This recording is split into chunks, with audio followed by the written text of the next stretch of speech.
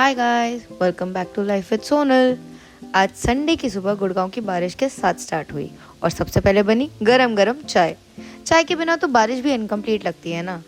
चाय के बाद सोचा हमने कि कुछ स्नैक्स बना लेते हैं, तो फटाफट फ्रीजर से निकाले हल्दीराम के कॉकटेल समोसे और सीधा डाल दिए एयर फ्रायर में, क्योंकि हेल्थ पे कॉम्प्रोमाइज बिल्कुल नहीं होना चाहिए ना।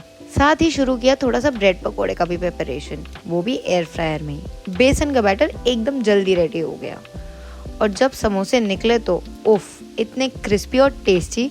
और सबसे बड़ी बात, बिल्कुल गिल्ट फ्री, क्योंकि ऑयल तो यूज़ हुआ ही नहीं। और स्नैक्स के साथ थोड़ी कोल्ड कॉफ़ी तो बनती है ना, तो सोचा थोड़ी कोल्ड कॉफ़ी भी बना ही लेते हैं। बस ऐसे ही निकल गया हमारा संडे का स्नैक टाइम। आप बताओ नेक्स्ट बार मैं क्या ट्राई करूं, न्यू स्नैक या फिर एक special drink? Comment down below. अगर आपको ये सब पसंद आया हो तो like, share and life with Sonal को सब्सक्राइब भी कर लो यार।